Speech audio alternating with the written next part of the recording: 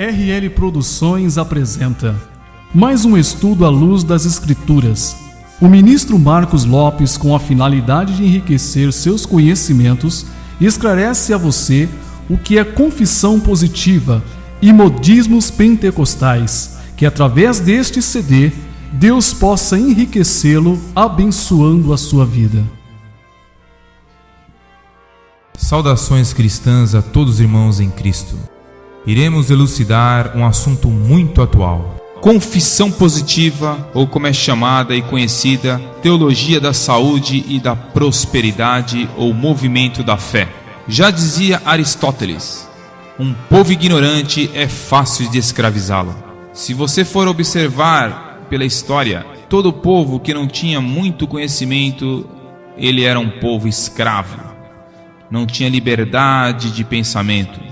E na era atual que nós estamos vivendo, se você, que é a igreja do Senhor Jesus, não tiver um conhecimento pleno das Escrituras, você será facilmente enganado pelos lobos devoradores. Gostaria de meditar com os irmãos nesse estudo sobre um assunto extremamente emergencial.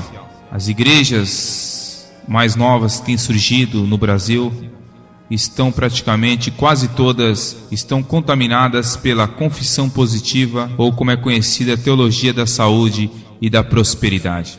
É um evangelho diferente, conforme Gálatas 1:8. Um evangelho bem diferente daquele que Cristo ensinou. Gostaria de iniciar esse estudo abrindo a Bíblia Sagrada na carta de 2 Pedro, capítulo 2, versículo 1 a seguir. Assim como surgiram falsos profetas no meio do povo, também haverá entre vós falsos mestres que introduzirão secretamente heresias destruidoras, chegando a renegar o soberano Senhor que os resgatou, trazendo sobre si mesmos repentina destruição. E muitos seguirão as suas práticas libertinas, e por causa deles será difamado o caminho da verdade. Também movidos por avareza vos explorarão com histórias inventadas. Há muito tempo o seu julgamento está em ação e a sua destruição não tarda. Se nós observarmos a edição revista e atualizada, diz que eles farão comércio de muitas pessoas. Então nós vemos pela Bíblia Sagrada que muitos lobos devoradores irão querer enganar o rebanho do Senhor. Por isso se faz necessário nós estudarmos sobre este assunto da teologia da saúde e da prosperidade e como refutá-la à luz da Bíblia. Nesses dias de falsificações, os cristãos têm que conhecer muito bem a palavra de Deus. As pessoas que mexem, trabalham com dinheiro, no caso os banqueiros, os bancários, aquelas pessoas que trabalham em bancos, elas são instruídas em como conhecer uma nota verdadeira de uma nota falsa.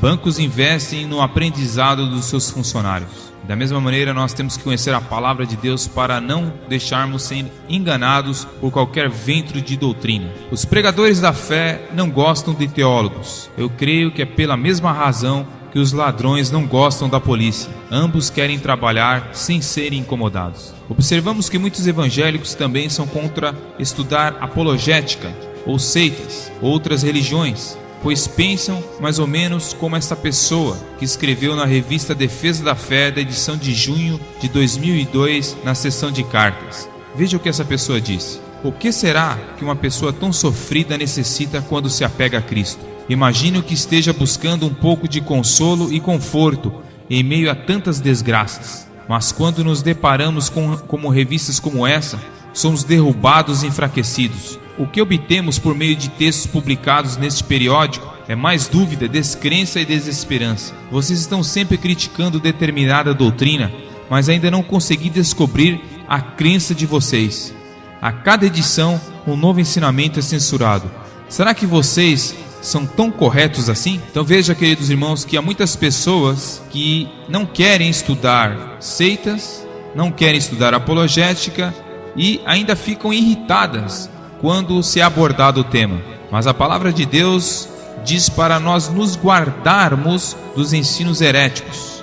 E a Bíblia diz em Judas 3 que nós devemos batalhar pela fé que foi dada aos santos. Em Gálatas 4,16 disse assim o apóstolo Paulo: tornei vosso inimigo porque falei a verdade?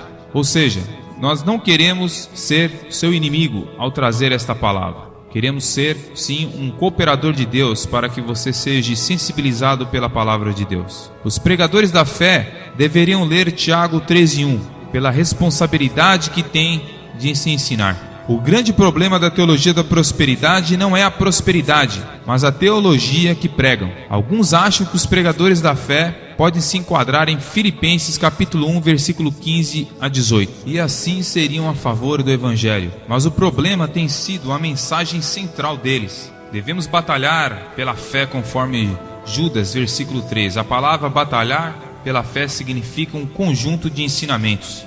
O que é a teologia da prosperidade ou confissão positiva?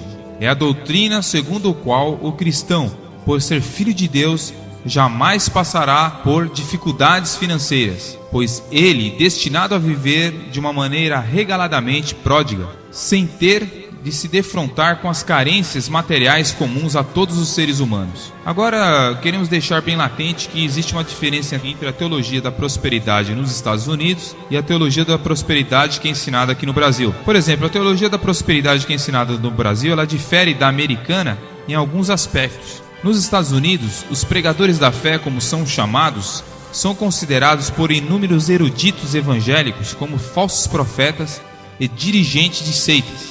Na América, há grupos isolados chamados Ministérios da Fé, onde geralmente aparecem no canal evangélico de televisão dos Estados Unidos, a TBN, porém são considerados evangélicos pela maioria da comunidade cristã americana, mas seus ministérios ensinam verdadeiras heresias e até blasfêmias. Como a Pregon, que são evangélicos, arrecadam milhões de dólares anualmente e vendem seus inúmeros livros entre os cristãos evangélicos. Até mesmo ministérios evangélicos ortodoxos têm aderido a este movimento, mostrando assim que estamos vivendo os dias de apostasia que foram profetizados na palavra de Deus em 1 Timóteo capítulo 4, versículo 1 e 2 Tessalonicenses capítulo 2, versículo 3. A palavra apostasia vem do grego afastamento, aponta para o abandono deliberado da fé cristã por alguém que dizia possuir essa fé. Mas ao lábio do sábio pentecostalismo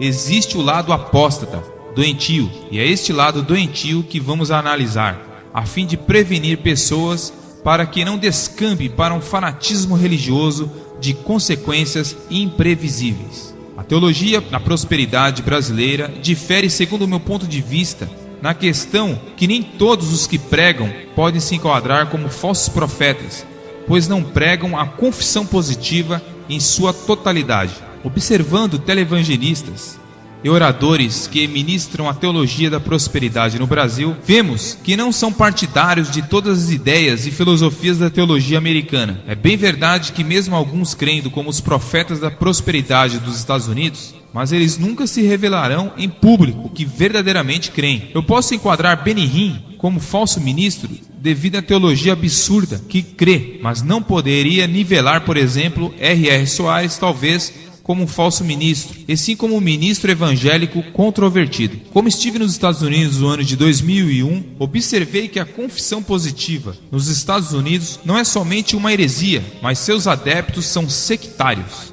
E ministros brasileiros, não todos estariam pregando em pensamentos desta heresia. É bem verdade que isto não isentará os que estão pregando partes desta teologia herética, pois a Bíblia diz em Tiago 13:1: Meus irmãos, não vos tornei muito de vós mestres, sabendo que havemos de receber um maior juízo. O fato de a confissão positiva não estar sendo pregada em sua totalidade por ministros brasileiros não isenta a igreja brasileira dos enormes problemas doutrinários que esta heresia está trazendo ao nosso amado Brasil. Este ensino tem dividido igrejas, trazido muitas feridas em muitos irmãos em Cristo e formando uma geração de cristãos sem nenhum senso crítico. Então se faz necessário analisarmos esta heresia de perdição que envolve a maioria do mundo evangélico atual. Existem dezenas de livros perniciosos hoje no meio evangélico. Uma variedade de livros contaminados com a teologia da prosperidade ou confissão positiva. São livros que contêm inúmeras heresias, Dentre eles poderíamos citar alguns. A Divina Revelação do Inferno, de Mary Baxter, vendeu mais de 600 mil cópias. Ele Veio para Libertar os Cativos, livro de Rebecca Brown, vendeu mais de 2.000 cópias. Livros como Bênção e Maldição, do pastor Jorge Linhares. Livro do pastor Ponyon Show, A Quarta Dimensão. Livros de Kennedy Reagan, como Eu Creio em Visões. Livro de Kennedy Reagan, Zoe. Livro de Kennedy Reagan, O Nome de Jesus. Livros de Benny Hinn, Bom Dia Espírito Santo e O Sangue. São alguns que nós citamos para que você saiba que são livros que têm contaminação da confissão positiva. A confissão positiva é uma espécie de gnosticismo atual.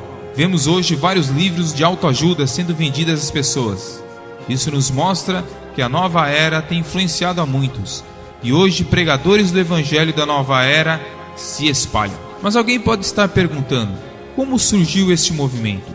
Quem é o precursor da confissão positiva? Seria Kennedy Reagan? Se nós voltarmos à história, nós vamos ver que a confissão positiva, a origem remonta no ocultismo e não no pentecostalismo. Sua origem remonta a um curandeiro e hipnotizador que negava a existência da matéria, do sofrimento e do pecado como da enfermidade. Finéias era o seu nome, que viveu de 1806 a 1866. Ele era fundador do Novo Pensamento, tornou-se conhecido como guru da ciência da mente. As suas ideias influenciaram a Maury Barry Edge, que em 1879 fundou a Igreja da Ciência Cristã, uma seita muito conhecida nos Estados Unidos. Teólogos estudiosos do movimento apontam para Ezekiel William Cale como o pai da confissão positiva. Um dos seus discípulos atuais o cita em suas obras, que seria Kennedy Reagan, no livro Nome de Jesus, página 29. Muitas pessoas pensam que Kennedy Reagan é o pai da confissão positiva, mas a história nos mostra que é Cale o pai deste movimento. Cale nasceu em 1867 em Nova York e se destacou nas décadas de 30 e 40. Leu o livro de Mary Barry Edge, fundadora da seita americana Ciência Cristã, e foi grandemente influenciado.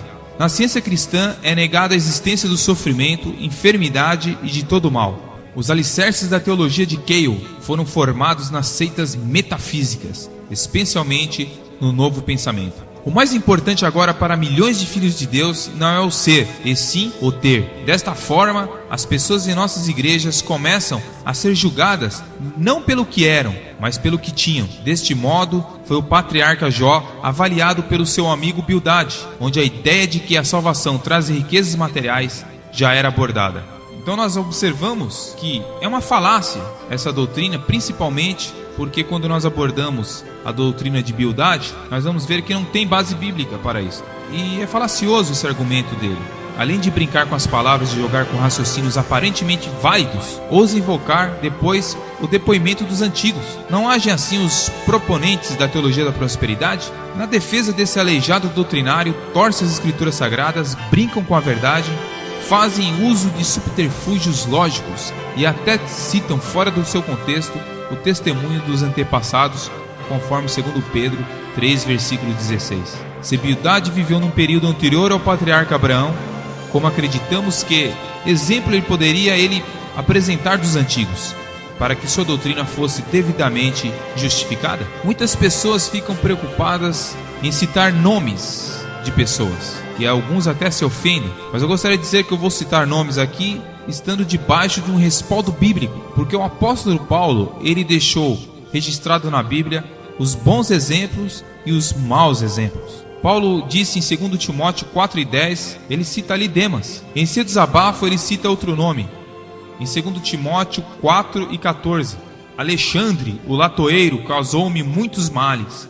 O Senhor lhe dará a paga segundo as suas obras. Paulo nos alerta sobre manter uma boa consciência na vida cristã. Citou o nome de pessoas que não fizeram isso, conforme 1 Timóteo, capítulo 1, versículo 19 e versículo 20. E quanto às heresias, Paulo não hesitou a mencionar pessoas como Himeneu e Fileto, em 2 Timóteo, capítulo 2, versículo 16 a 18. E não só pessoas fracassadas são citadas por Paulo. Ele também cita o apóstolo Pedro no momento que precisou ser repreendido, conforme Gálatas 2, versículo 11. Ele disse assim: quando porém Cefas veio a Antioquia, resisti-lhe face a face, porque se tornara repreensível. Então, queridos irmãos, existe um precedente bíblico e uma responsabilidade ao citar nomes. Eu gostaria até de dar um exemplo. Uma emissora, por exemplo, de televisão ou rádio, que presta serviço ao público, se anunciasse um anúncio desse jeito, será que faria efeito? Informamos que é um remédio sendo vendido nas farmácias que poderá levá-lo à morte. Desde que não vamos citar o nome do remédio, tente descobrir por si mesmo. Não seria isso um absurdo? Quando alguém descobrisse que remédio é esse, já seria tarde demais. Mas qual é a verdadeira fé? A verdadeira fé bíblica, do grego pistis, envolve 3 elementos essenciais: conhecimento, concordância e confiança. Imagine que você é um leitor e admirador de Benny Hinn e compartilhe os ensinos sectários dele.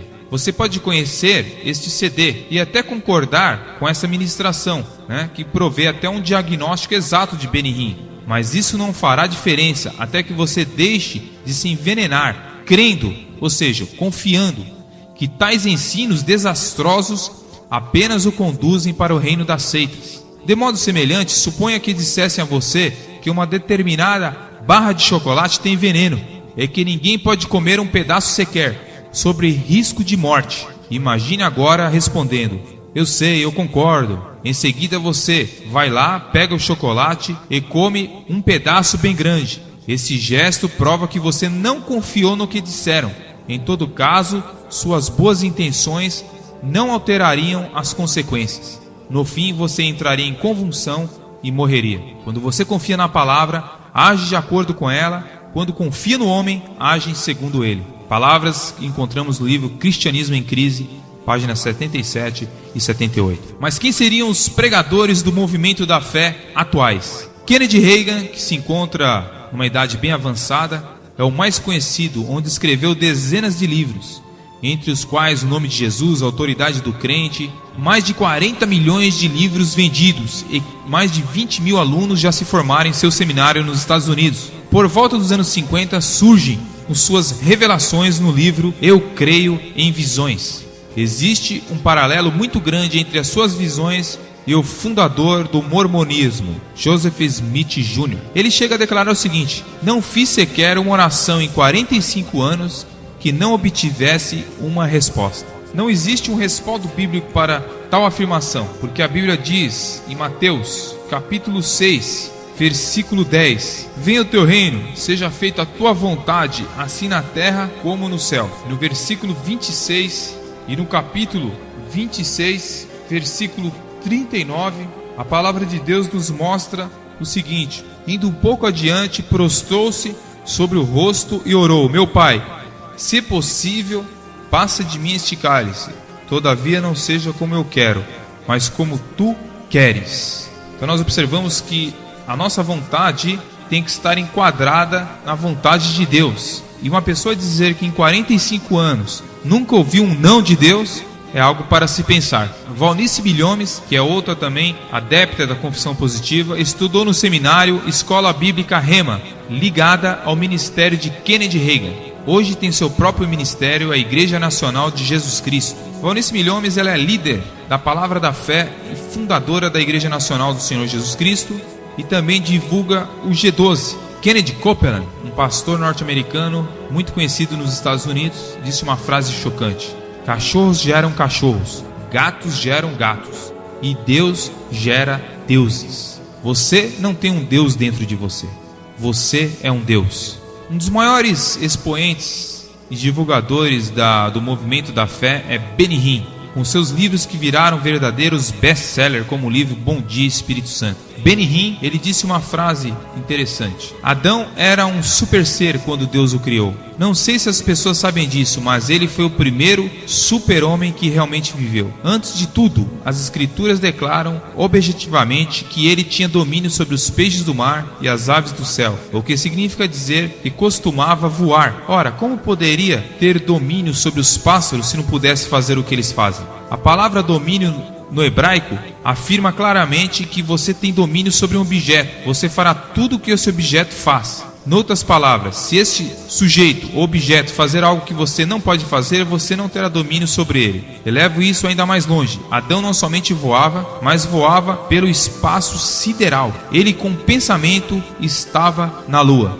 Ele disse isso num programa de televisão pela TBN no dia 26 de dezembro de 1991. No livro Bom Dia Espírito Santo, na página 138 e 139, Benihim diz o seguinte: quero acrescentar, se o Espírito Santo não tivesse com Jesus, ele talvez tivesse pecado. É isso mesmo, o Espírito Santo foi o poder que o manteve puro. Ele não foi só enviado pelo céu, mas foi chamado de Filho do Homem, e como tal podia pecar. O fato de não ter pecado não significa que não podia fazê-lo. Se você acredita que Jesus não podia pecar, então por que Satanás perderia tempo em tentá-lo? O diabo sabia o que estava fazendo. Sem o Espírito Santo, Jesus talvez não cumprisse o seu propósito. Palavras de Benihim. Benihim esquece que Jesus era totalmente Deus em carne, e Deus não pratica pecados, pois sua natureza, mesmo esvaziada em carne, de toda a sua plenitude, nele habitava toda a santidade e plenitude da divindade, conforme Colossenses 2:9. Ele não precisava do Espírito Santo para não pecar, pois sua natureza já era divina, e Deus não peca, pois é santo, conforme Atos 13:35, o Evangelho de João 6:69 e Apocalipse 3, verso 7. O fato de Satanás tentar Jesus era simplesmente por ele ser renitente, e sua natureza é enganar e mentir. Outro adepto da confissão positiva e que ensina esse evangelho é o pastor Edir Macedo, fundador da Igreja Universal e autor dos livros Vida com Abundância, A Libertação da Teologia, entre outros. Fundador da Igreja Universal do Reino de Deus e da editora Universal Produções. Certa vez ele declarou: o Espírito Santo nos fez compreender que o dinheiro na sua obra é o sangue da Igreja do Senhor Jesus. Outra declaração de Macedo: você é proprietário de todo o universo. Outro pregador da confissão positiva seria Robson Rodovalho, fundador do Ministério Sara Nossa Terra, autor de diversos livros que divulgam a teologia da prosperidade. Paul Yong-Cho, que mudou seu nome para David Yong-Cho. Segundo suas palavras, a sua igreja seria a maior em números do planeta. No seu livro Quarta Dimensão, contém ensinos da confissão positiva. Não está sendo questionado o caráter do pastor Cho, e sim os aspectos dos seus ensinos no livro A Quarta Dimensão. Os seus ensinos no livro Supercrentes, na página 38 e 39, são refutados. Neste livro, A Quarta Dimensão, são abordados ensinos da confissão positiva. Acreditamos que Cho tenha lido livros dos pregadores da fé que têm influenciado a milhões. No livro A Divina Revelação do Inferno, ele é uma das pessoas que na contracapa recomenda aquele perigoso livro. Outro pregador muito conhecido aqui no Brasil seria o pastor R.R. Soares, que é cunhado do Edir Macedo. Ele disse o seguinte na revista Vinde, página 33 de julho de 98, sobre a loteria esportiva: já errou uma vez em jogar, não pode errar outra deixando de dar o dízimo. Ele considera sujo o dinheiro do jogo, mas acha que se o crente tirar a sorte grande na loteria, deve entregar o dízimo na igreja. Outra declaração do pastor R.R. Soares, no livro Como Tomar Posse da Bênção, na página 14 e 15. Os meus olhos foram abertos um dia quando li o livro O Nome de Jesus, de Kennedy Reagan. Desde então o meu ministério sofreu uma guinada de 180 graus. Ou seja, depois que o pastor R.R. Soares começou a ler os livros de Kennedy Reagan, ele ficou totalmente contaminado por esta teologia distorcida chamado confissão positiva. Outro pastor muito conhecido no Brasil, pastor Esteve Hernanes, fundador da Igreja Renascer, onde apoia Benihim, e deixou o mesmo profetizar falsamente em sua igreja no dia 16 de março de 1994, conforme o livro Evangélicos em Crise, página 89. Ele e sua esposa fizeram algumas declarações muito controvertidas, dentre a qual a sua esposa, Sônia Hernanes, já disse o seguinte: Jesus era um cara muito pirado, não morreu, apenas deu um tempo. Deus é uma coisa muito quentinha e gostosinha. Declarações preocupantes que foi exposto na revista Época do dia 20 de maio de 1902. Há muitos outros pregadores da fé, porém devido ao espaço não serão mencionados. Mas é importante dizer que praticamente não há ministério que não haja os pregadores deste movimento. Os pregadores da confissão positiva julgam-se acima da crítica. Eles ameaçam a tantos quantos contestarem a sua mensagem, citando o Salmo 105, verso 15: não toqueis nos meus ungidos. Mas o que ensinam esses pregadores da fé? O que ensina a confissão positiva? Primeiramente, eles dizem que esse ensino veio por revelação de Deus. Refutando esses ensinos, dizemos que toda revelação que vai em conflito com as Escrituras Sagradas não é uma revelação de Deus. A Bíblia diz em Isaías 8:20: para a lei e o testemunho, se eles não falarem conforme esta palavra, nunca verão a alvo. Toda revelação que estiver em conflito com as Escrituras Sagradas não pode ser considerada uma revelação de Deus. Esta revelação seria os remas de Deus, conforme os adeptos da confissão positiva. Seria uma espécie de abacadabra deles. Usam frequentemente a palavra rema, dizendo que são revelações à palavra do poder de Deus. Este ensino foge à exegese bíblica, pois para a palavra grega, o vocábulo palavra é logos ou rema. No original grego, a diferença das duas palavras seria como enorme e imenso no português. Em toda a Bíblia, assim como em 1 Pedro, capítulo 1, versículo 23 ao 25, não há distinção entre esses dois termos. Por exemplo, no versículo 23 de 1 Pedro 1, diz assim: pois fostes regenerados, não de semente corruptível, mas de incorruptível, mediante a palavra, logos. Ali a palavra, no grego a palavra aparece a palavra como logos, o logos de Deus, o qual é viva e permanente. No versículo 24, pois toda a carne é como a erva, e cai a sua flor. Versículo 25, aparece a palavra rema, a palavra do Senhor, porém permanece eternamente. Ora, se esta palavra rema, que foi evangelizada, esta passagem é uma citação de Isaías 40, versículos de 6 a 8. Na Septuaginta, na versão grega do Antigo Testamento, o termo grego para a palavra, no versículo 8, é rema, ficando assim confirmada a despreocupação de Pedro em citar tanto um termo quanto o outro, como sinônimos. Agora, um dos problemas mais sérios deste movimento é a crença num Deus totalmente alheio ao revelado nas Escrituras Sagradas. Dizem que Deus usou a sua fé, que foi a substância, para criar o universo. Se esquecem de que Deus é onipotente, onisciente e onipresente. Deus criou todas as coisas pela sua palavra, conforme o Salmo 33, verso 9 e Hebreus capítulo 11, versículo 3. O nosso Deus é soberano. É Ele que ouve as nossas orações e opera em favor dos que o buscam. Na confissão positiva, dá-se o inverso. O soberano é o homem, ficando Deus sujeito à sua vontade humana. Ensinam também que o cristão tem que ser próspero. Pobreza para eles é uma maldição. Refutando esse ensino, dizemos que a Bíblia, ela ensina que nem a pobreza, nem a riqueza são virtudes. A palavra de Deus, aliás, em momento algum trata a pobreza com desdém. A vida do homem não constitui dos bens que ele possui, conforme Lucas 12:15. Não devemos ir para um extremo nem para o outro, conforme Provérbios capítulo 30, versículo 8 e 9. Qualquer extremo é perigoso. É verdade que a riqueza é bênção de Deus, desde que adquirida de maneira honesta. Tiago 4:3.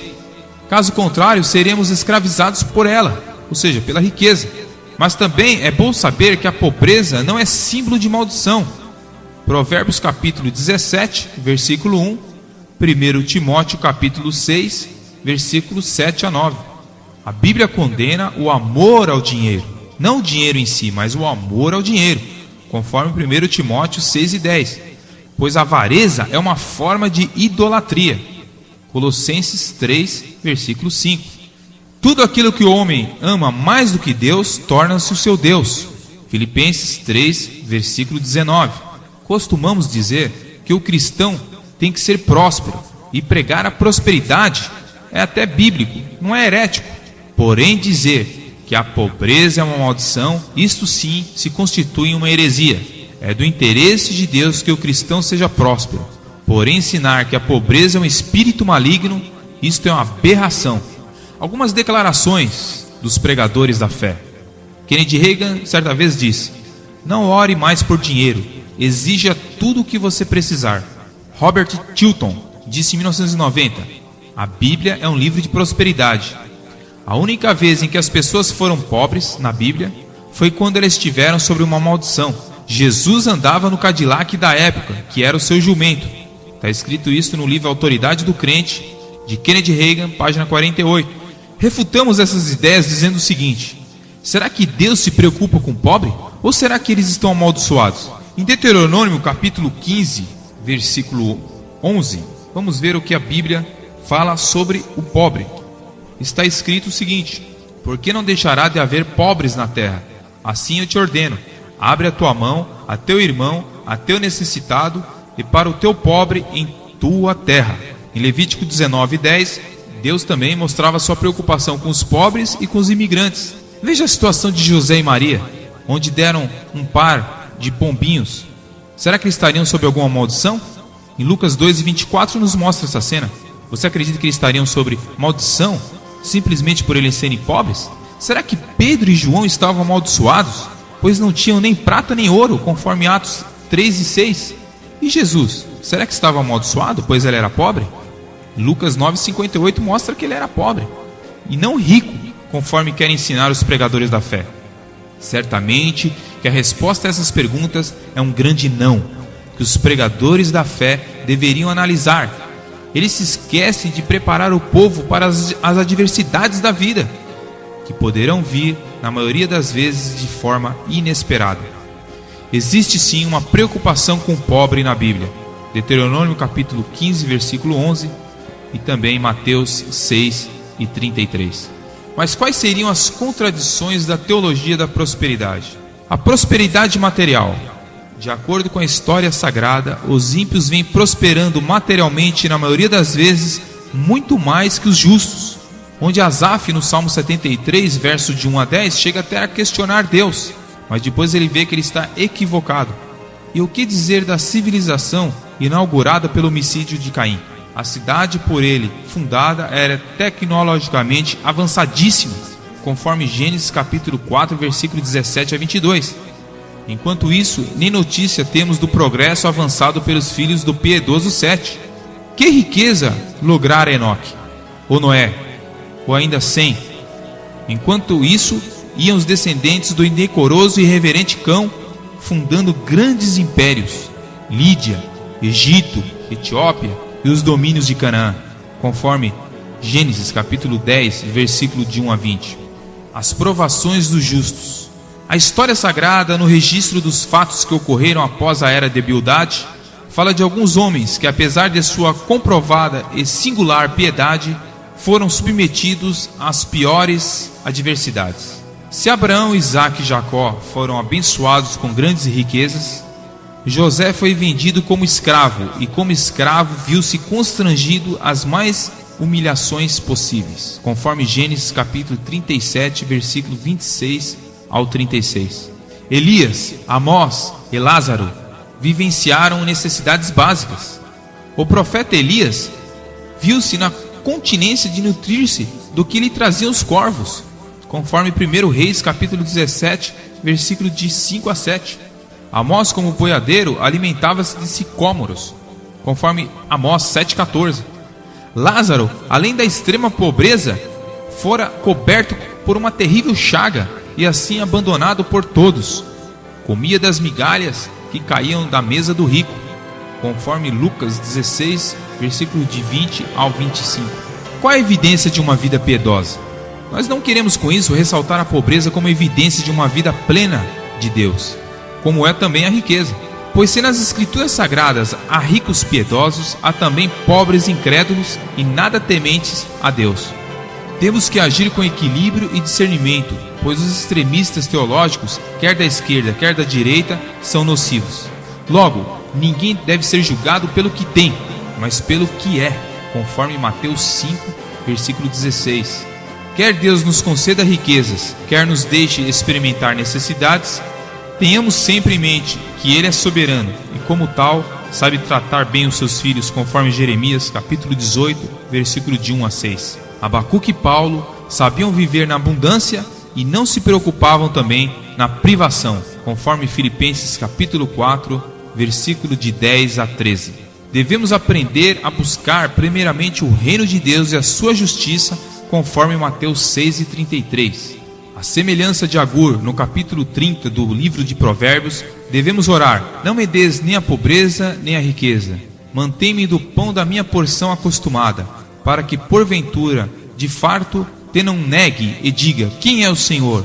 Ou que empobrecendo venha furtar e lance mão do nome de Deus. Apesar da Escritura não condenar nem incentivar as riquezas materiais, o alvo espiritual que ela nos apresenta consiste em crescer de tal modo em nosso relacionamento com Cristo.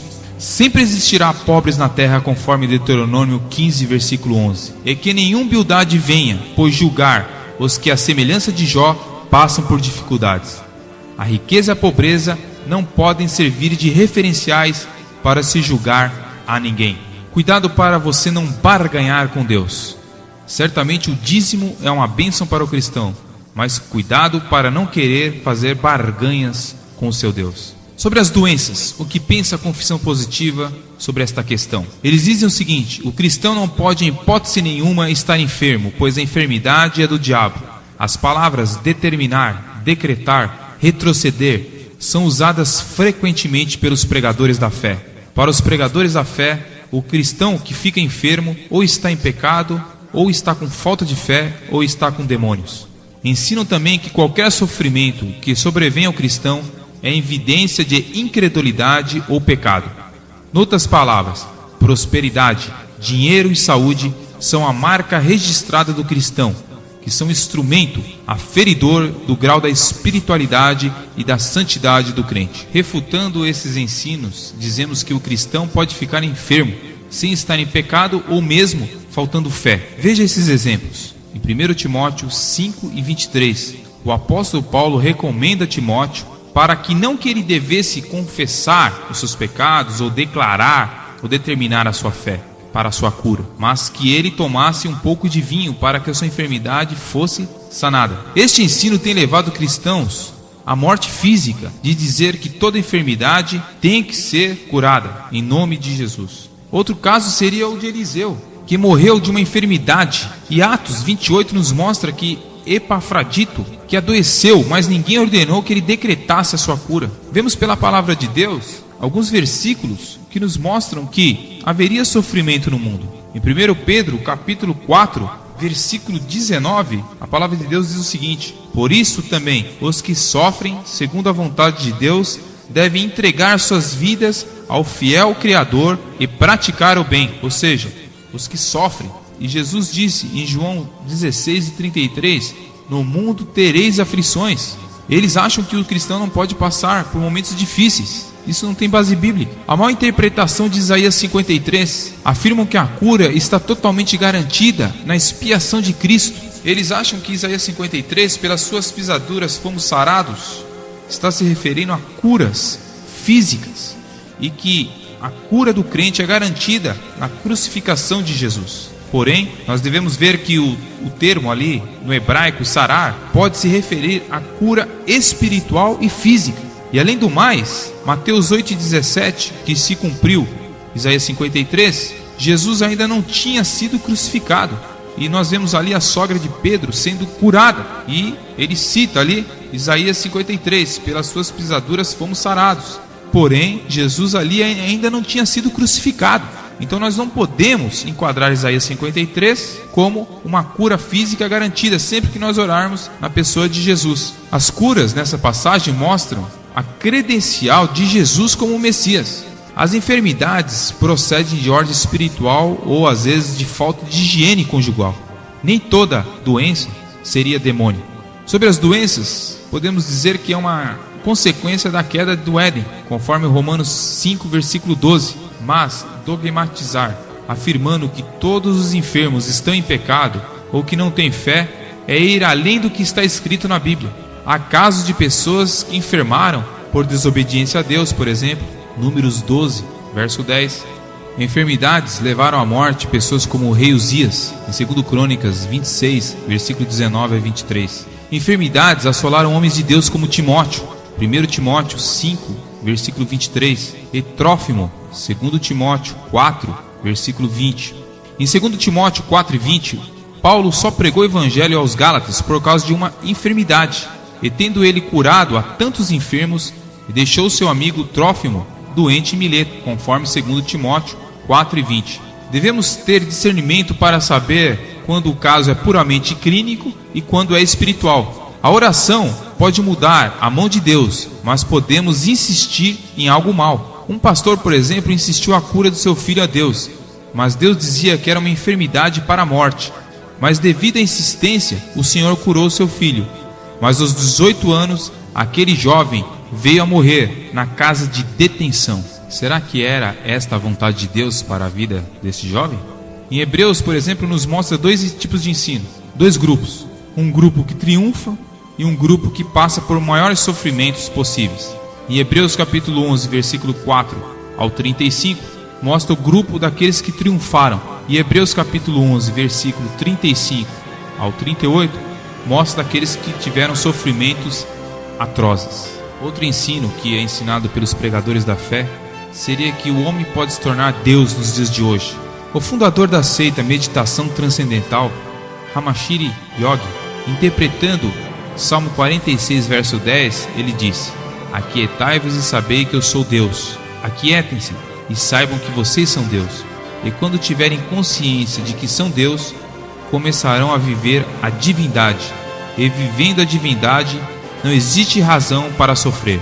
Suas meditações na página 178. Essas doutrinas de homens fogem totalmente à ortodoxia bíblica. Segundo a confissão positiva, o homem é a duplicação de Deus. Frases como: Deus assumiu a natureza humana para que o homem assuma a natureza divina, Jesus se tornou o que eu sou para que eu me torne o que ele é, são frequentes entre os pregadores da fé. Existe a seita dos Mormons, que tem frases parecidas, por exemplo, como um dos seus líderes disse: como o homem é, Deus já foi. Como Deus é, o homem poderá vir a ser. Só que os Mormons foram mais humildes na sua heresia, pois esperam ser deuses no futuro. Porém, os pregadores da fé dizem que você já pode ser Deus hoje, onde líderes da fé chegam a dizer nas suas congregações nos Estados Unidos: diga que eu sou Deus, eu sou Deus. Citam Salmo 82, verso 6. Eu disse: vós sois deuses e filho do Altíssimo. Inclusive Benihim já usou esse texto para querer provar que somos deuses. Porém, esse texto é uma figura de linguagem. Basta ler os versículos seguintes para ver a resposta irônica de Deus. Por exemplo, no verso 6 diz: eu disse, vós sois deuses e filhos do Altíssimo. Mas veja o que o verso 7 está escrito: mas vós morrereis como homem, e vós caireis como qualquer príncipe. Ou seja, o que Deus estava dizendo é o seguinte: vocês pensam que são deuses, mas não são. Vocês vão morrer como qualquer mortal vai morrer. É isso que Deus estava querendo dizer. Era como se fosse uma ironia muito usada na Bíblia Sagrada. Porque nós vemos frequentemente Deus usando ironias. 1 Coríntios 4 e 8. E até nós mesmos usamos ironias como: aquele sujeito tem rei na barriga, tem sangue azul aquele cidadão. São uma maneira de ironizar. Costumam também citar João 10 e 34 e 2 Pedro, capítulo 1, verso 4. São praticamente um dos textos favoritos dos adeptos da confissão positiva. Em João 10, versículo 34, está escrito: Jesus respondeu: não está escrito na vossa lei, eu disse que sois deuses? Citam também 2 Pedro, capítulo 1, versículo 4. Pelas quais nos tem dado as suas preciosas e grandiosas promessas, para que por ela vos torneis participantes da natureza divina, e vos libertai da corrupção que há no mundo, causada pelas paixões. São alguns dos textos favoritos dos pregadores da fé para quererem justificar a sua deidade. Refutamos dizendo o seguinte: que o Salmo 82, verso 6, Jesus, se referindo aos juízes, mostram que eles estão equivocados. Como nós exploramos e mostramos aqui o texto, do Salmo 82, verso 6. Em Pedro, capítulo 1, versículo 4, ele está falando do caráter ou natureza moral de Deus.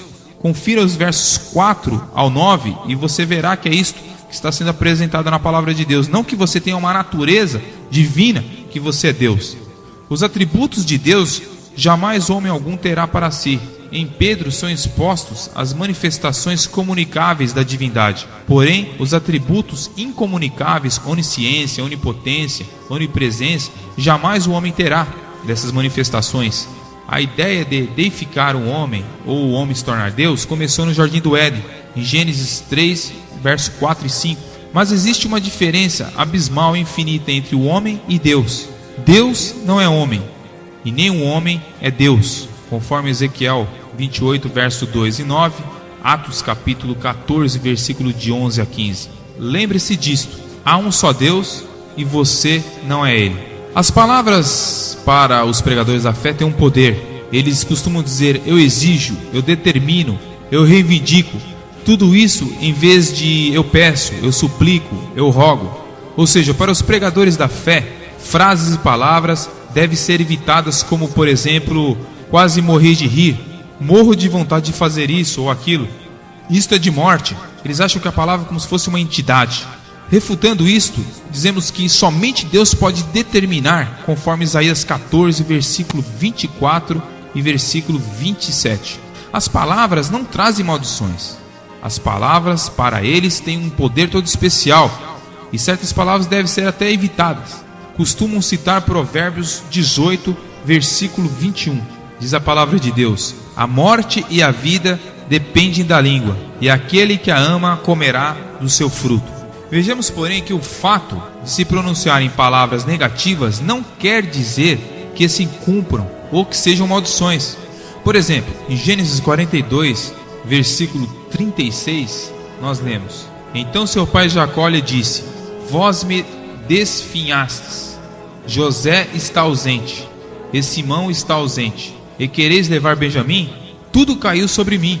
O fato de Jacó pronunciar no versículo 36: José já não existe, não provocou a sua morte no Egito, não constituindo, portanto, uma maldição. Em 1 Samuel capítulo 27, versículo 1, vemos uma frase de Davi: todavia Davi disse a si mesmo: algum dia posso cair na mão de Saul. Não há nada melhor para mim do que fugir para a terra dos filisteus, para que Saul cesse de me buscar por todas as regiões de Israel, e para que me salve da sua mão. Davi falou que ele poderia o quê? Cair na mão de Saul, morrer pela mão de Saul. E isso nós vemos pela palavra de Deus que não se cumpriu. Logo, não se constituiu numa maldição aquela palavra negativa de Davi. Em Daniel capítulo 3, versículo 16 ao 18, nós vemos um fato histórico muito interessante. Versículo 16: Sadraque, Mesaque e Abednego responderam e disseram para o rei Nabucodonosor: nós não necessitamos te responder sobre isto. Se assim for, ó rei, nosso Deus, a quem servimos, é poderoso para nos resgatar da fornalha de fogo ardente e de suas mãos. Mas se não, fica sabendo, ó rei, que não serviremos aos teus deuses, nem adoraremos a estátua de ouro que levantaste. Houve aqui duas palavras, duas declarações, uma positiva e uma negativa. Ou seja, eles falaram: olha, se Deus quiser, Ele pode nos livrar da sua mão, mas se não, fica sabendo que não serviremos seus deuses. Ou seja, uma palavra positiva e uma negativa, e nem por isso foram mortos naquela fornalha. Os pregadores da fé também ensinam uma doutrina que escraviza, que é o ensino da quebra de maldição de família, um ensino muito apregoado no Brasil atualmente. O ensino da quebra de maldição de família não existe respaldo bíblico, um ensino que escraviza os crentes na pessoa de Jesus Cristo. Esse ensino é totalmente refutado pela Bíblia Sagrada em Provérbios capítulo 10, versículo 6 e versículo 11. Costumam usar Provérbios capítulo 10, versículos 6 e 22. Provérbios 10 e 6. Bênçãos há para a cabeça do justo, mas a boca dos ímpios esconde a violência. Versículo 22. A bênção do Senhor enriquece, e Ele não acrescenta tristeza alguma. Nós refutamos o ensino da quebra de maldição hereditária porque não existe respaldo bíblico para ensino. A igreja primitiva jamais ensinou esse tipo de doutrina. E além do mais, a Bíblia nos mostra, em Efésios capítulo 1, versículo 3, está escrito: Bendito seja o Deus e Pai de nosso Senhor Jesus Cristo, o qual nos abençoou com todas as bênçãos espirituais nos lugares celestiais em Cristo. Ou seja, Deus já nos abençoou com todas as bênçãos. Não existe maldição alguma na pessoa que está em Cristo Jesus. Em 2 Coríntios 5, 17 e 18, se alguém está em Cristo, é nova criatura, as coisas antigas se passaram, e eis que tudo se fez novo. Todas as coisas vêm de Deus, que por Cristo nos reconciliou consigo mesmo, e nos deu o ministério da reconciliação. Ou seja, quem está em Cristo, nova criatura é. As coisas antigas se passaram, todas as maldições foram quebradas na cruz do Calvário.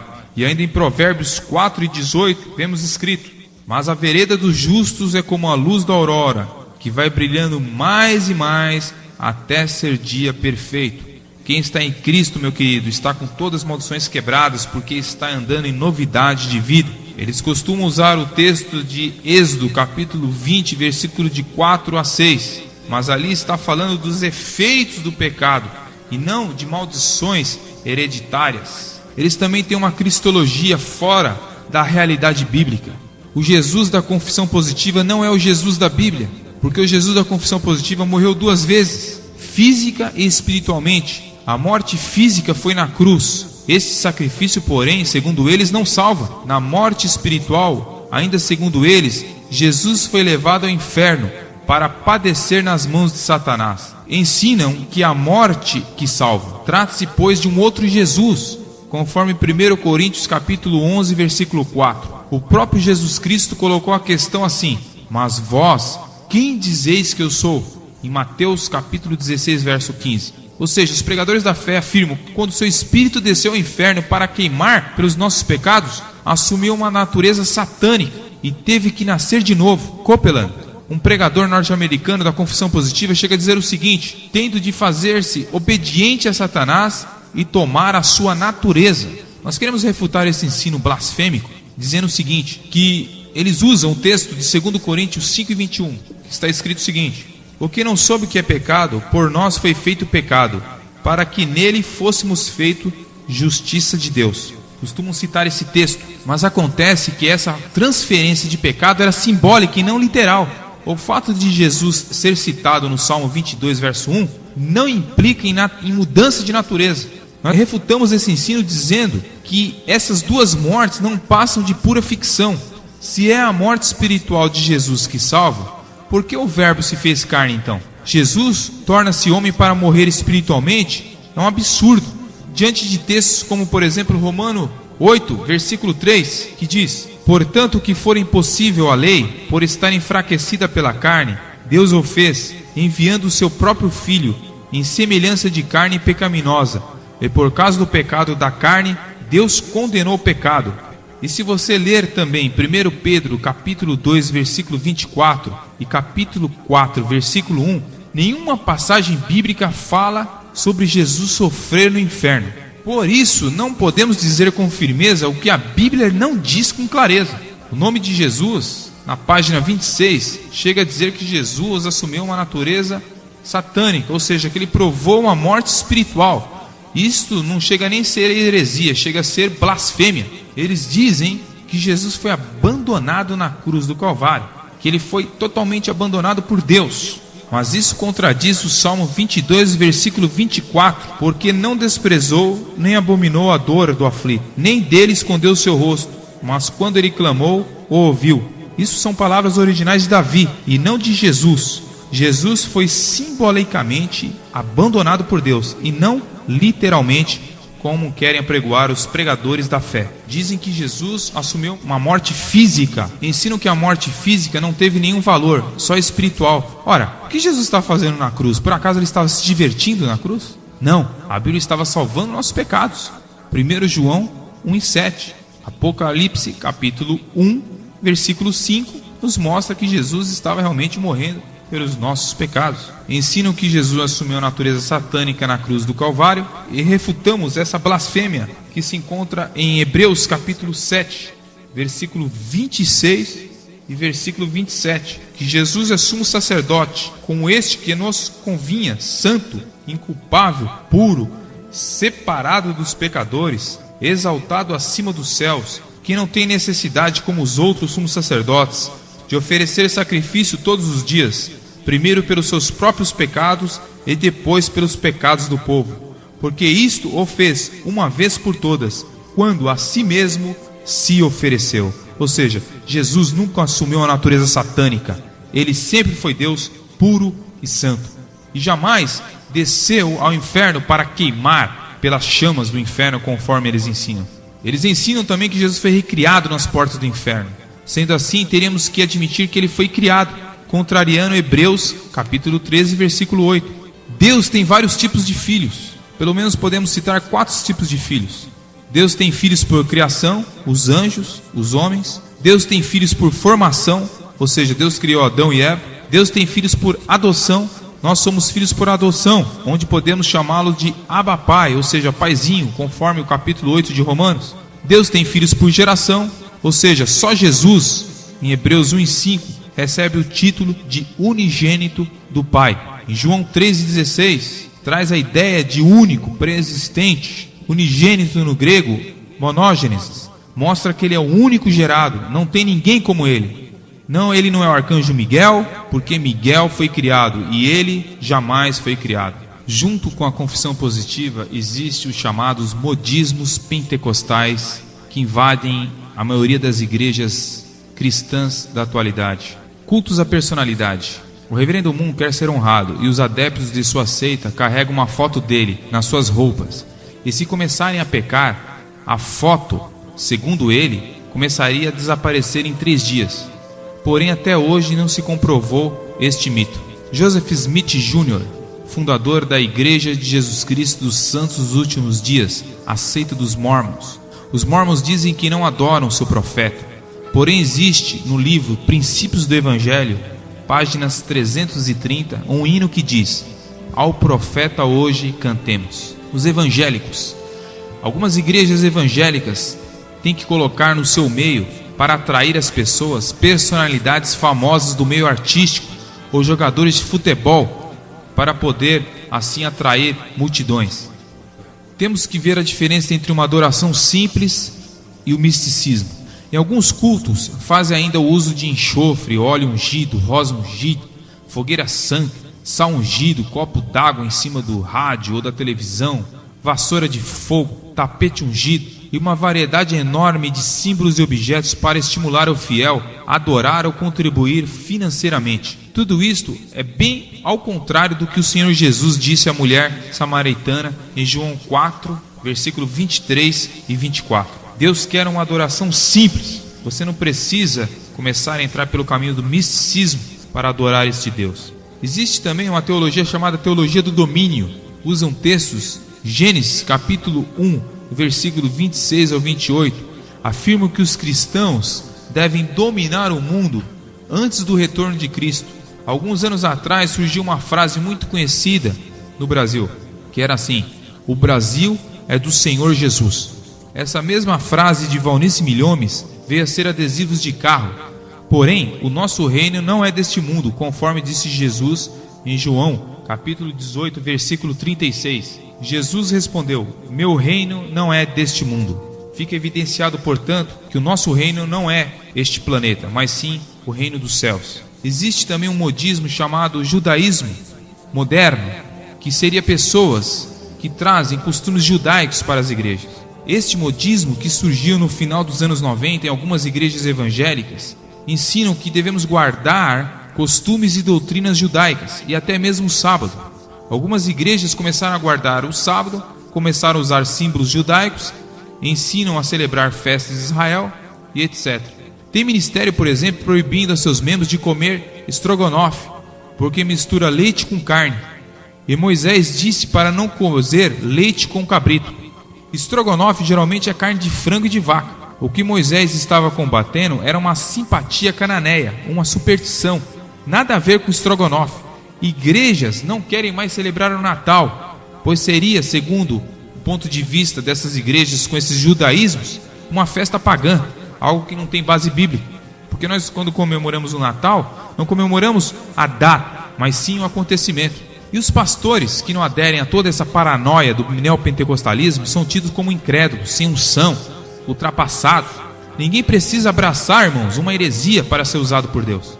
Existe também um modismo pentecostal que adere a demônios de todos os gostos. Costuma usar as palavras como: eu te amarro, Satanás. Está amarrado em nome de Jesus. São palavras muito usadas na Igreja Universal do Reino de Deus. Demônios coloridos e vários nomes de demônios são pronunciados, mas nunca nós vimos esse ensino dentro da palavra de Deus. Existe também a questão da língua e as suas maldições. Romanos capítulo 4, versículo 17, encontramos na palavra de Deus escrito: como está escrito, eu te constituí como pai de muitas nações, diante de Deus no qual creu, que vivifica os mortos e chama as coisas que não existem como se existissem. Usam também Provérbios 18 e 21. A morte e a vida dependem da língua, e aquele que a ama comerá do seu fruto. O texto, na verdade, está ensinando que nossa língua exerce um impacto devastador sobre as outras pessoas, mas não há o menor apoio bíblico à ideia de que nossas confissões têm o poder de criar a realidade. Só Deus é capaz desse feito.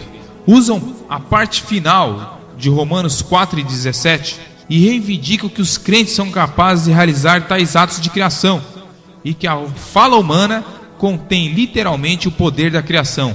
Isto equivale a exaltar a humanidade, a divindade, o que é antibíblico. O modismo muito atuante nas igrejas no início do século 21 é sobre o modismo dos anjos. A escritora norte-americana Sophie Burman, adepta da nova era, foi uma das fomentadoras dessa substituição de Deus pelos anjos na mente das pessoas. Dentre seus livros, há o Livro dos Anjos. Infelizmente, esta febre atingiu as igrejas evangélicas também. Segundo o escritor Ron Rhodes, acredita que um dos mais fortes incentivadores da moda dos anjos no meio cristão foi o mega best-seller de ficção chamado Este Mundo Tenebroso. A ideia da batalha espiritual é um dos modismos neopentecostais que promoveram os anjos a uma posição acima do normal. Refutando este ensino, dizemos que Paulo advertiu os cristãos que estavam em Colossos, dizendo em Colossenses 2 e 4, Paulo nos advertiu e advertiu os cristãos de Colossos sobre essa questão da exaltação de anjos. Em Colossenses capítulo 2, versículo 4, diz assim: disto isto, para que não vos enganem com conversas persuasivas. Versículo 18 e 19, ninguém vos domine com pretexto de humildade e adoração aos anjos, envolvendo-se com coisas que não viu, cheio de sua compreensão carnal, e não ligado à cabeça, da qual todo o corpo vai crescendo pelos nervos e juntas, em crescimento de Deus. Existe até casos de irmãos que falam assim: olha, eu ia sair para o serviço hoje, mas o anjo me disse que não era para eu sair. Há cristãos que estão dando mais atenção a anjos do que a Deus, e isso é blasfêmia. Temos que ter dosagem em nossas experiências espirituais, pois grandes experiências espirituais podem ser mal interpretadas se não houver solidez doutrinária. Veja, por exemplo, a experiência de João em Apocalipse capítulo 22, versículo de 8 a 9. Eu, João, sou quem ouvi e vi estas coisas, e quando eu as ouvi e vi, prostei-me aos pés do anjo que me mostrou estas coisas para adorá-lo. Veja, João não era um verdadeiro servo do Senhor? Verdadeiramente ele era um servo do Senhor, porém ele estava cometendo um erro. Ele se prostou para adorar o anjo.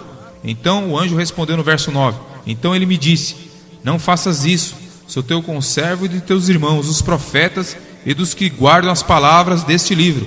Adora a Deus. Observe nesse episódio que João havia se equivocado. Podemos valorizar tanto uma experiência espiritual ao ponto de desbancar para as meninices. Temos que ter cuidado com as experiências pentecostais em nosso meio. Só a Deus podem ser dirigidas nossas orações, conforme Mateus capítulo 6 e 9. Essa história de pedir orientação a anjos ou invocá-los é heresia. Há cristãos que acreditam que quando um cristão fala em línguas estranhas, é um anjo que está usando seus lábios para emitir aquela linguagem espiritual, porque a Bíblia fala de língua dos anjos em 1 Coríntios capítulo 13, verso 1. Porém a Bíblia é clara: quem fala em línguas estranhas não é um anjo possuindo uma pessoa, nem o próprio Deus na pessoa. É o Espírito espírito do homem que fala em mistérios com Deus através da ação do Espírito Santo, conforme Atos capítulo 2, versículo 4 e 1 Coríntios capítulo 4, versículo 2 e 14. Anjos são apenas espíritos ministradores, conforme Hebreus capítulo 1, versículo 14. A palavra ministrador no versículo citado é no texto grego servo. Suas funções exercem somente orientação, proteção, livramento, repreensão, e na maioria das vezes o serviço dos anjos é feito sem que esses sejam reconhecidos. O que passar disso é invenção.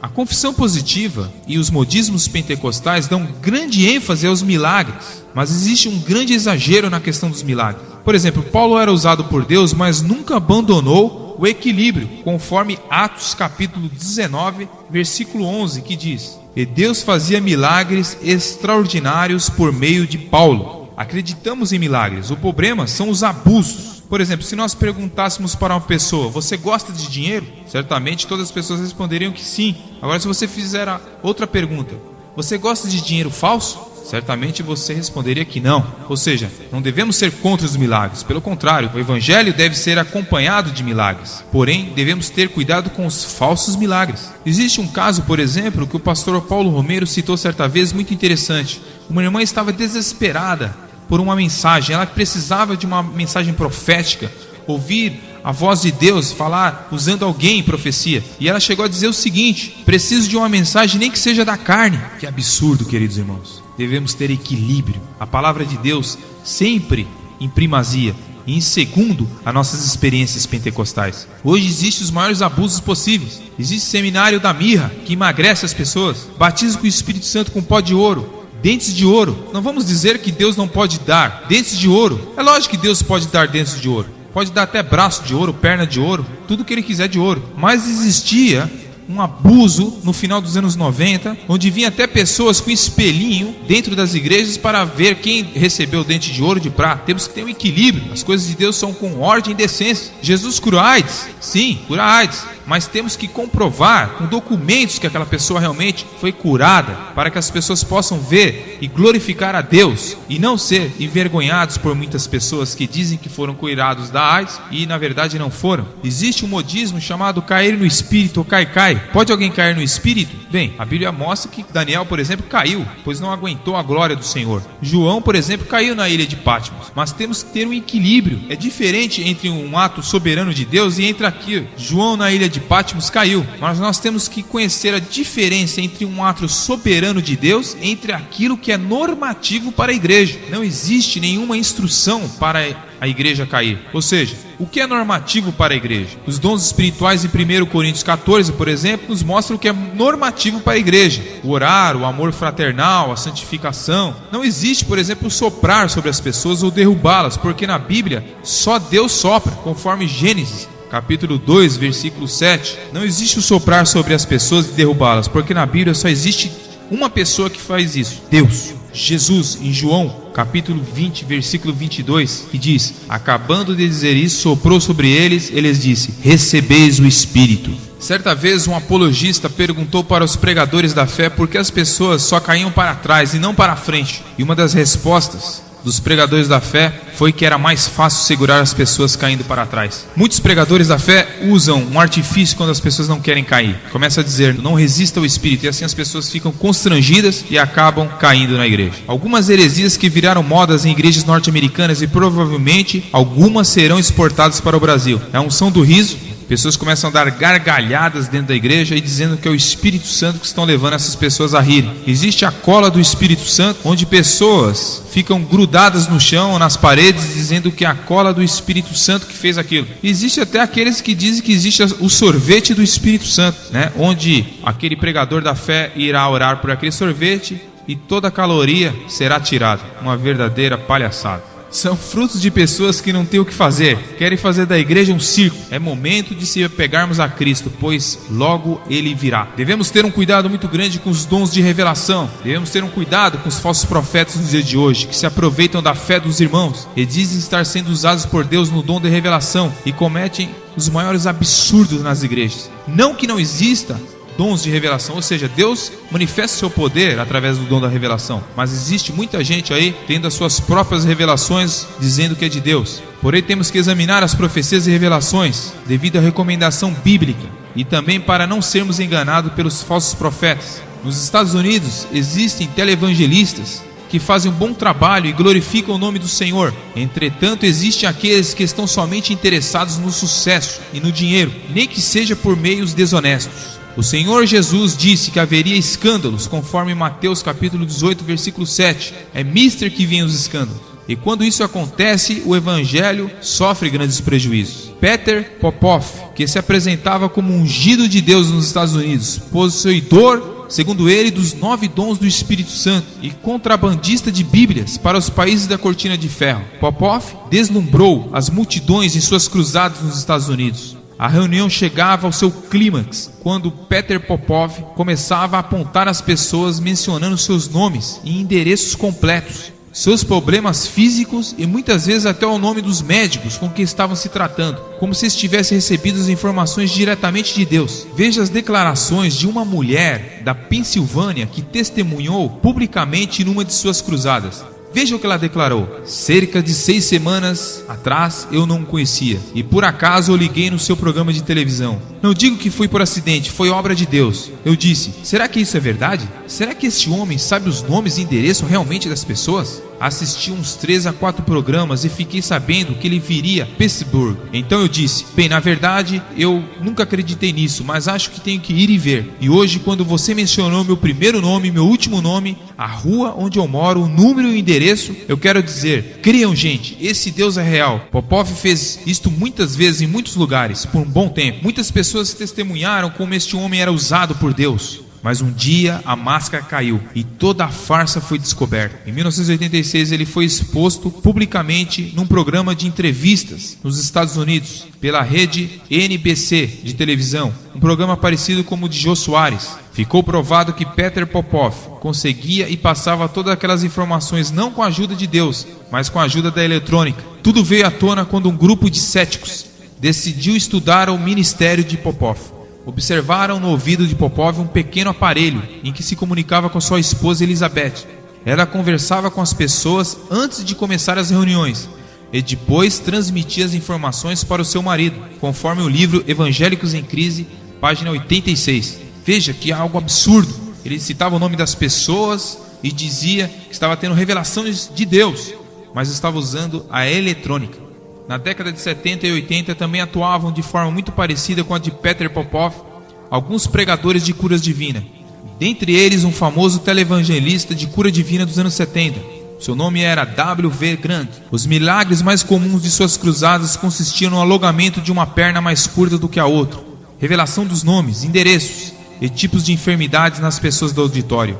Mas Grant não usava a mesma sofisticação eletrônica de Popoff. A câmera escondida da rede ABC dos Estados Unidos flagrou Grant e sua equipe circulando informalmente entre as pessoas do auditório antes de começar a reunião, escolhendo a dedo os que seriam apontados naquela noite e perguntados sobre suas vidas pessoais, suas finanças e doenças, fazendo uma anotação cuidadosa daquilo que Grant usaria depois, como se os dados que lhe tivessem sido revelados era pelo Espírito Santo. Existem aqueles grupos de pessoas que sabem muito bem manipular os presentes através de revelações, com auditórios enormes, onde dificilmente alguém iria investigar se suas revelações são fidedignas ou não. Certa vez, Benny Hinn lançou uma maldição sobre o Instituto Cristão de Pesquisas dos Estados Unidos, algo meio controvertido, porque Jesus nos ensinou a amarmos até os nossos inimigos, mas Benny Hinn proferiu palavras de maldição contra aqueles que estavam falando contra o seu ministério. Devemos nesses dias, irmãos, ter muitos cuidados com esta teologia chamada confissão positiva, com esses modismos pentecostais, cuidado com os livros que nós lemos nos dias de hoje. Hoje as livrarias viraram campo minado. Cuidado com as notas de rodapé das Bíblias anotadas. Podem conter comentários errôneos sobre aquele versículo. Enfim, que você possa realmente estar preparado para responder a todo aquele que vos pedir a razão da esperança que há em vós, conforme 1 Pedro, capítulo 3, versículo 15. E conforme nos recomenda a palavra de Deus, 2 Pedro, capítulo 3, versículo 18: antes crescei na graça e no conhecimento de nosso Senhor e Salvador Jesus Cristo. São dias negros que nós vivemos em matéria de teologias distorcidas, heresias, apostasias, mas precisamos nos guardar dentro da palavra de Deus. Sobre a confissão positiva, basta dizer que é uma heresia que parece que veio para ficar, porém devemos observar que os cristãos em todas as épocas passaram inúmeras dificuldades e nem por isso desviaram ou se apostataram, mas esperaram no Deus que os ajuda, conforme Salmo 37, versículo 5. O cristão terá toda espécie de dificuldades e terá que enfrentar provações, segundo Timóteo, capítulo 3, versículo 12. Isto, queridos irmãos, é fé, e fé verdadeira. Que Deus possa nos ajudar e nós nos guardarmos das heresias desses últimos dias e crescermos na graça e no conhecimento da palavra de Deus. Que Deus nos abençoe, em nome de Jesus. Amém.